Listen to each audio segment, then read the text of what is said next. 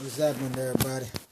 Knowledge do Raven 2468 coming at y'all. Just talking about some humbleness versus cockiness. Been sitting here chilling and checking out the news and doing my research for my business and making a few calls. But as I was doing that, I said, man, you know what? It's very common in this world that we live in. There's a lot of cocky people, and then there's humble people also. Isn't it funny how in school, those cocky people that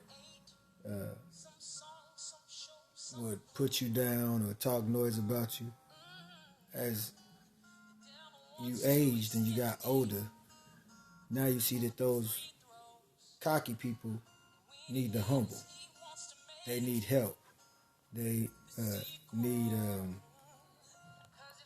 somebody to talk to, somebody that they can relate, somebody that may have gone through what they're going through right now, and they don't know how to endure this time. They don't understand it because they haven't been through it.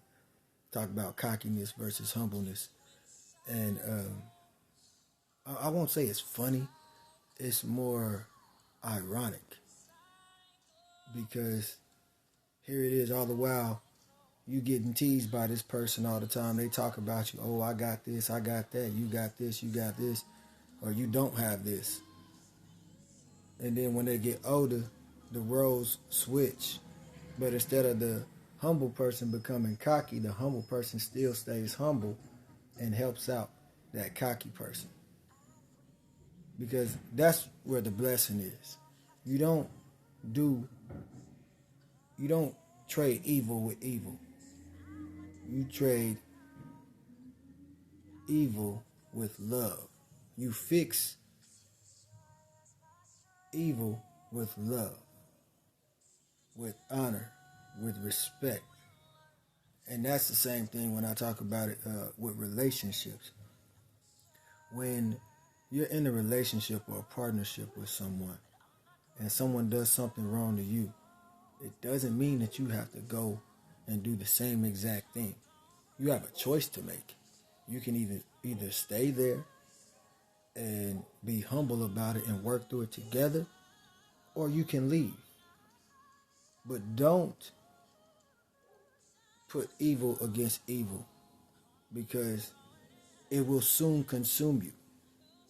It will soon consume you. It will take over you if you allow it to. But it's all about your choices. So like those that were in school, I'm from the 80s. I'm an 80s baby. But when I was in school, man, I used to get picked on, teased all the time. Because the people in my area, they had a mother and father that was at home. And all I had was my great strong mama and my brothers and my brother and my sisters, and then the people in the neighborhood that became my brothers and sisters and family to me, And I still didn't recognize that I had other family members, that I had other people that I could look up to. It wasn't until I got older when I realized that I had everything around me. I didn't need to impress nobody at school. I didn't need to fit in with everybody else. But I kept on trying to fit in because I wanted what they had. So I traded cockiness with evilness, with revengefulness. And even as I got older, I did the same thing. And then I got to this point where I received so much. And I never put nobody down. But what I did do came back to haunt me, because I did a lot of things that I wasn't supposed to get those things. I stole. I did a lot of stuff that was not righteous. And so everything that I took, it had got taken back from me. Everything. The way that I got it, how I got it, it might have been right in my eyes, because I was working hard for it, but I was working hard for it in the wrong way because I was doing bad things to get those things. So even when you receive those things, even don't take nothing from somebody that somebody stole, because number one, it's gonna get taken back from you eventually. Work for everything. Work for everything and do it the right way. Because when you work for it and you earn it the right way, you appreciate it and you take pride in what the Lord has blessed you with. Because he blessed you with a way to get up and go to work and provide and do all these things and receive all these things. But while you have those things, again, be appreciative of what you had and always what you have, and always give God the glory. And he'll provide you with more. And when he provides you with more, you should then want to give to someone else. You don't have to give for a profit. I mean, you can give for a profit, but it is better to give than to receive.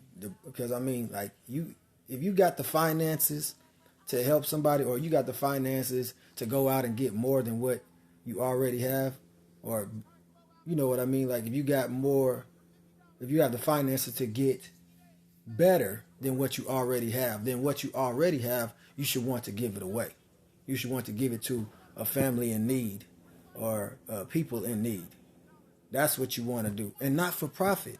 Not for profit at all, because it doesn't profit you anything to gain the world and lose your soul, as it says in the songs and in the scriptures. It doesn't profit you anything. But when you give, you profit off of that, because God is going to bless you no matter what. But make sure that you have a clean heart and that you depend on God for everything. You don't have to chase anything. Just chase after God, and God will bless you. To the cocky and the humble, keep on seeking God. To the cocky, definitely seek God, and he will bless you. It's going to be tough. It's going to be tough. But trouble don't last always. As I say all the time, man, the provider of it all is God. He created it all. He spoke it all. He spoke it into existence. He spoke us into existence. He spoke the ancestors that you pray into existence. Stop praying to them ancestors. You can be thankful that they did what they did, but give God all honor and praise, because God created it all. Don't y'all see that we are basically doing the same thing all over again? We are doing the same thing all over again. Back to praying to false gods and idol worship and all of this stuff. And God is not pleased. God is not pleased, not one bit. Not pleased at all. You wonder why the way the world is, the way that it's going, that there's so much killing and so much destruction, so much these viruses and everything going around. This is all happening. The Bible is happening right before our eyes, and some people can't even see it nor recognize it. It's happening right before our eyes. And I'm not talking doom and gloom. I'm not talking, all of that. Doom and gloom. I'm talking about reality. Your story is reality. Your story is a part of the Bible. Your story is a part of your own Bible. That's what it is. Your story, your life is an experience with God, just the same as those that's in the Bible. Abraham, Moses, just the list goes on. John, oh my gosh, it's just so many. Just to name a few. But I'm telling you, your story is just like in the Bible. Your experience with God. Everyone has an experience with God. Everyone has a story to tell. Make that your basic instruction before leaving earth. Make that your Bible. Make that your goal, to have an experience with God. Make that your goal, to have that experience with God, and let God give you everything that you need, everything that you desire, everything that's in your heart. That's what I'm trying to tell y'all. You are literally walking out your own basic instruction before leaving earth. What's your mission? Ask God that. What's your mission? It ain't to be cocky. It's to be humble. and wait on God to provide. Yes, working, you have to work. Okay, fine. Faith without works is dead. Faith is the substance of things hoped for and the evidence of things not yet seen. What that means is, again, like I said yesterday, you have a vision up here, faith. That vision that you have, just like God had a vision. Boom, he had a vision. Next thing you know, he spoke it out into existence. He spoke it into existence, but he wrote it all down. He had people to write it all down. He had an experience with everyone. You know why? Because God is everywhere. God is inside of each and every one of us. God is revealing himself to us. That's why it says God is omnipresent. God is everywhere. Everywhere. When you look outside and you see the birds, the bees, the trees, the cars, the lights, you see the sun and darkness, the moon, the stars. You see all of this stuff around you and you still can't recognize that it's nothing but God. Because man didn't create that.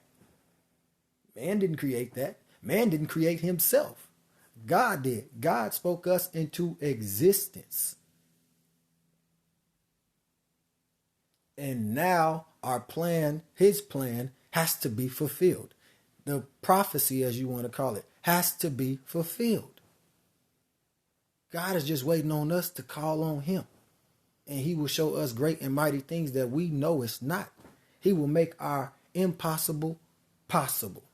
He is the director in a screenplay. He's a director. He took his vision and he wrote it down on paper. Then he got all us artists and what is it? The feminine version of artists. Actors and actresses. That's what I meant to say. I'm glad that came to me. Actresses and actors to put his plan together, to make his vision, his movie come true. Make it a reality. That's what God wants us to do.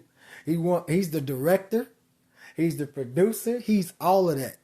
And he put his cast together and he's saying, hey, I need you to play this part. I need you to play this part. I need you to play this part. And I need you to play this part. So you can make my vision come true. So you can show everybody that you can't do nothing without me. You can't have anything without me. You may think that you're doing good or that you are up there just because you got money and you got all this stuff. I can take all that away from you. But to those that diligently seek me, I am their provider. I am their protector. I am their redeemer. I am their peace. That's what God is saying. I'm the director. And every single one of y'all are actors and actresses that have an experience with me or don't have an experience with me.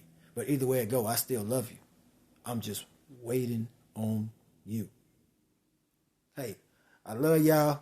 Blessings to y'all. If you like this video, if you thought the content was great, please check it out on YouTube at Knowledge the Raven 2468. Like, share, subscribe, and comment.